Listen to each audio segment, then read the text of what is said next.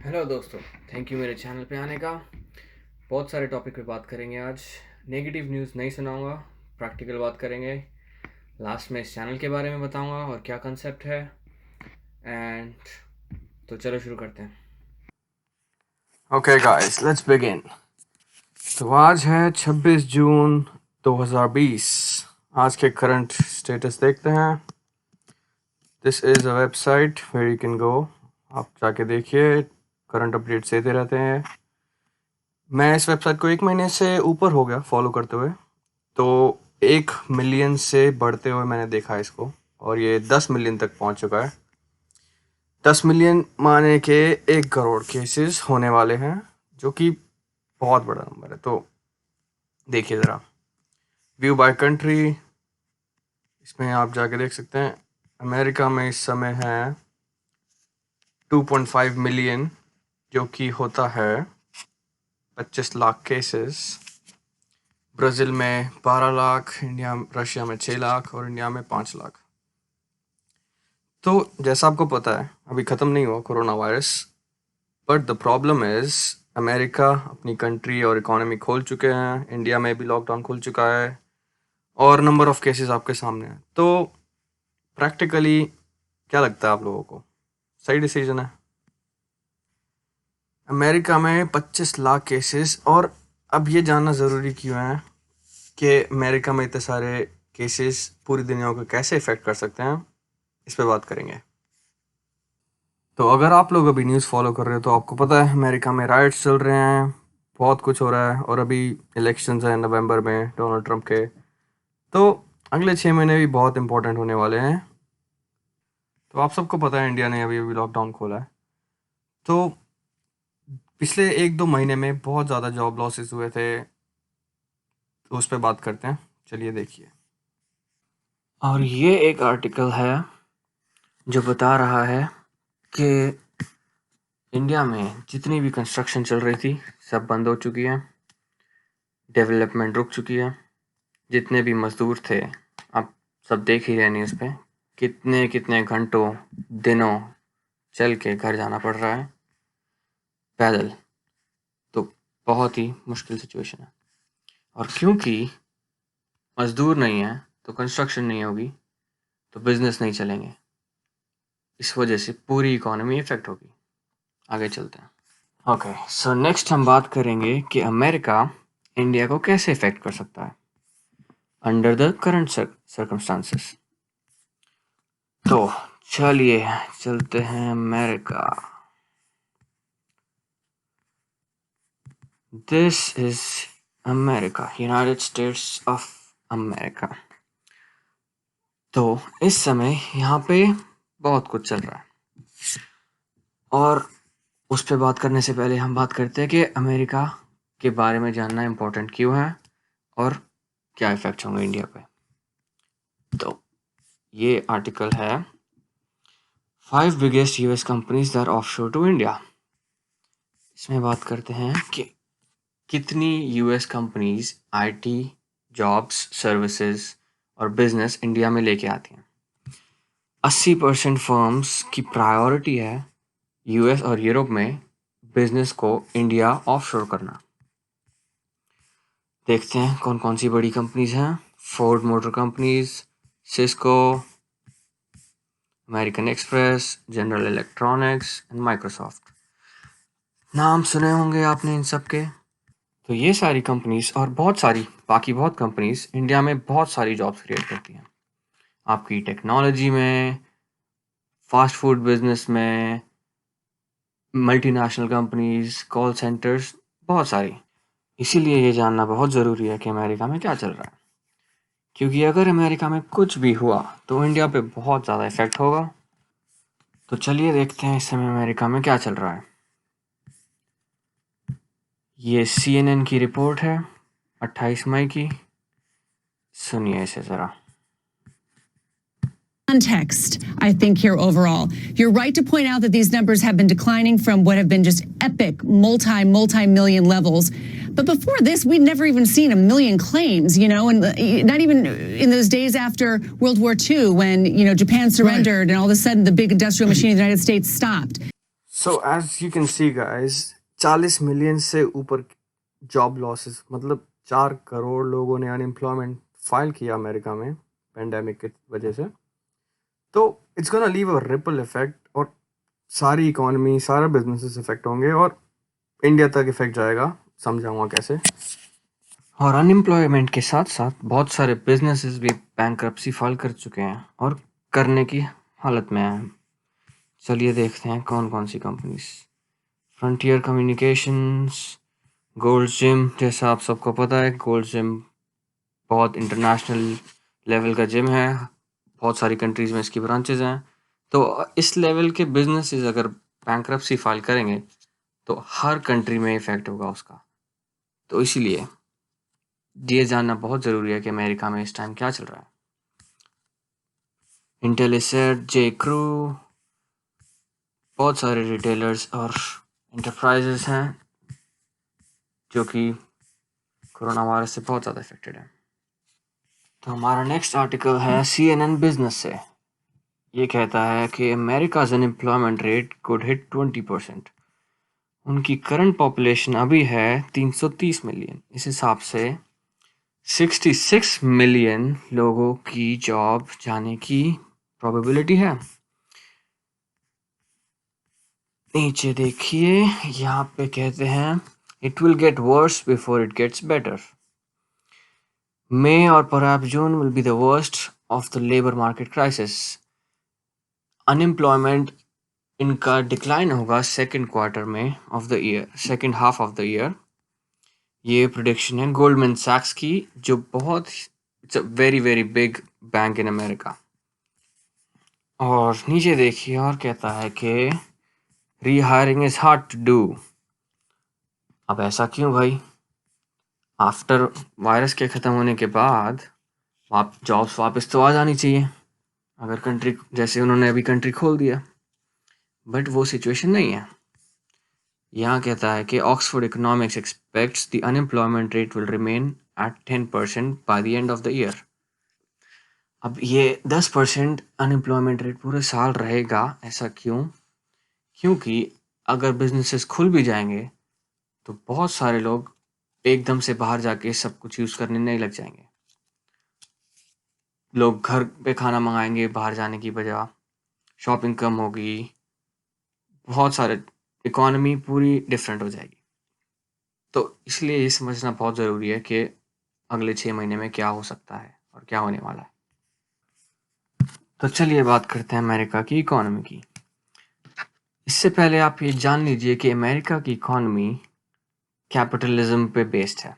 तो बहुत सारे बिजनेसेस को वैल्यू दी जाती है और जितने भी लोग हैं उन सब का पैसा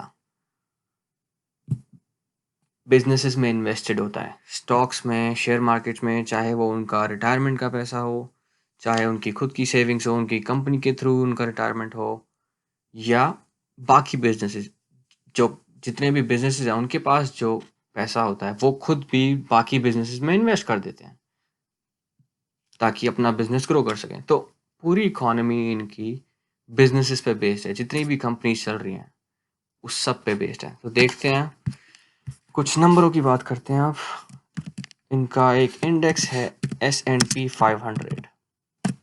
ये क्या है मैं बताता हूँ। S&P 500 एक इंडेक्स है जो इनकी मार्केट की इंफॉर्मेशन बताता है कि मार्केट में क्या चल रहा है। जितनी टॉप 500 कंपनीज है अमेरिका में, top best 500 companies in America, ये उनकी स्टॉक वैल्यू और उनकी इकोनॉमी, उनके बिजनेस को ट्रैक करता है। तो 6 महीने का देखते हैं। कोरोना वायरस से पहले फरवरी तक इनकी इकोनॉमी बहुत अच्छी थी, 3000 पॉइंट्स। फरवरी के बाद वायरस स्टार्ट हुआ, लॉकडाउन स्टार्ट हुआ, केसेस कोरोना वायरस के बढ़ते चले गए, इकोनॉमी गिरती चली गई। तो मार्च के मिड में जाके बिल्कुल एंड तक पहुंच गई 2200 पॉइंट, जो कि पूरा 1000 पॉइंट का डिफरेंस है, सॉरी 1000 से ज़्यादा। बट उसके बाद धीरे धीरे केसेस बढ़ते चले गए, बट फिर भी इकॉनमी फिर भी धीरे धीरे बढ़ रही है। ऐसा क्यों, बात करेंगे। और अभी इनकी इकॉनमी ऑलमोस्ट रिकवर कर चुकी है, मगर ऐसा क्यों, देखिए। क्योंकि कोरोना वायरस का लॉकडाउन अमेरिका खोल चुका है, डोनाल्ड ट्रंप ने बिजनेसेस स्टार्ट कर दिए हैं, थोड़ा थोड़ा बिजनेस स्टार्ट हुआ है, मगर अभी भी आगे क्या सिचुएशन है वो बहुत मुश्किल है बताना। इनकी इकॉनमी बढ़ रही है, मगर ऐसा नहीं होना चाहिए, क्योंकि जॉब लॉसेस हैं। अगर आप न्यूज़ देख रहे हैं तो आपको पता होगा कि वहाँ पे अभी प्रोटेस्ट चल रहे हैं पूरी कंट्री में, जॉर्ज फ्लॉयड के नाम से और जितने भी बाकी इंसिडेंट्स हुए हैं हर सिटी में, और नॉट सिर्फ अमेरिका में नहीं, कनाडा में, यूरोप में, बहुत सारी कंट्रीज में उसको सपोर्ट किया जा रहा है, बट फिर भी इकॉनमी बढ़ रही है और कोरोना वायरस के केसेस भी बढ़ते जा रहे हैं। कोरोना वायरस अभी वहाँ रुका नहीं है, वहाँ 1 मिलियन से ऊपर केसेस हैं, मगर इनकी इकॉनमी अभी भी बढ़ती जा रही है। मगर ऐसा क्यों, जबकि आप लोग अभी न्यूज़ देख रहे होंगे, वहाँ पे प्रोटेस्ट चल रहे हैं, जॉब लॉसेस हैं, बिजनेसेस बंद हो रहे हैं। तो देखते हैं क्या चल रहा है वहाँ। अ वर्ल्ड ऑन फायर, देखते हैं इस समय दुनिया में कहाँ कहाँ प्रोटेस्ट चल रहे हैं या लॉकडाउन की वजह से जितने भी प्रॉब्लम्स चल रही हैं। यूनाइटेड स्टेट्स में आपको पता है क्या हुआ, बहुत बुरा हुआ।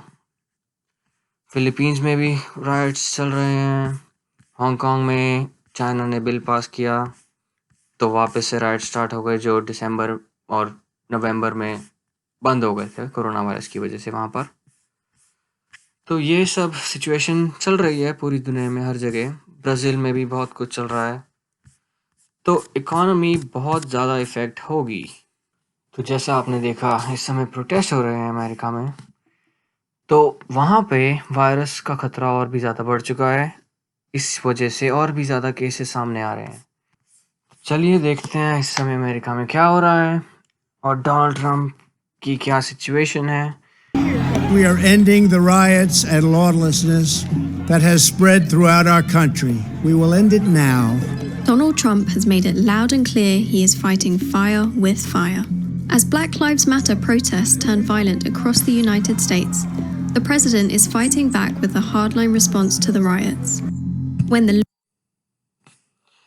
तो ये ट्वीट था डोनाल्ड ट्रंप का। तो अमेरिका की हालत बहुत नाजुक है अभी, जैसा आप सबने देखा। तो देखते हैं कि आगे क्या होगा। तो अब बात करते हैं इंडिया की शेयर मार्केट की और बिजनेसेस की हालत पिछले 6 महीने का देखते हैं। तो देखिए 41,000, जैसे अमेरिका का S&P 500 था, इंडिया का सेंसेक्स है 41,000 पॉइंट्स, सीधा गिरा जाके 31,000 पे। मगर डिफरेंस देखा आपने, S&P गिर के रिकवर कर चुका था, मगर इंडिया में अभी इकॉनमी रिकवर नहीं हुई है, क्योंकि लॉकडाउन अभी अभी खुला है, टाइम लगेगा बिजनेसेस को ओपन होने में। तो इसलिए अगर अमेरिका में कुछ हुआ तो इंडिया पे बहुत ज़्यादा इम्पैक्ट पड़ेगा, जिसकी वजह से सबकी लाइफ इफ़ेक्ट होगी। अमेरिका इंडिया को इफ़ेक्ट क्यों करेगा, ये जानने के लिए देखते हैं कि हमारा रिलेशनशिप कैसा है। तो आपको पता है डोनाल्ड ट्रंप कुछ ही महीनों पहले इंडिया आए थे, गुजरात में। तो ये उनकी स्पीच है। डोनाल्ड ट्रंप और नरेंद्र मोदी बहुत अच्छे दोस्त हैं, तो देखते हैं। My friend, India's friend, the President of the United States of America, Mr. Donald Trump. हम सब खड़े होकर के नमस्ते ट्रम्प, नमस्ते Trump. The First Lady and I have just traveled 8,000 miles around the globe to deliver a message to every citizen across this nation. America loves India, America respects India, and America will always be faithful and loyal friends to the Indian people. Mister Modi and Trump बहुत अच्छे दोस्त हैं और they are the leaders of world की top economies के। तो इसलिए उनकी दोस्ती से इंडिया की इकोनॉमी बहुत अच्छी हो सकती है। जैसे कि अभी देखिए, मोदी जी को इनवाइट आया है ट्रम्प से G7 समिट में मीटिंग अटेंड करने का। तो इनका रिलेशनशिप स्ट्रांग होगा, इसीलिए अमेरिका में जो हो रहा है वो इंडिया को बहुत इफ़ेक्ट करेगा। तो ये जानने के लिए स्टे ट्यून्ड, मैं आपको और बताता रहूँगा जो यहाँ पे होगा। अमेरिका की बात हो रही है तो कुछ पॉजिटिव बात करते हैं। आप जानते हैं इलॉन मस्क कौन है? इनकी एक कंपनी है SpaceX, बहुत सारी कंपनियों में से एक कंपनी है SpaceX, उसके बारे में बात करते हैं। इनका अभी एक इवेंट हुआ है जो है SpaceX लॉन्च। आप ये देखिए, फिर मैं आपको इसके बारे में बताऊंगा। बहुत हिस्टोरिक चीज़ हुई है बहुत सालों के बाद, तो देखिए ज़रा इसको एक बारी। 7, 6, 5, 4, 3, 2, 1, 0. Ignition.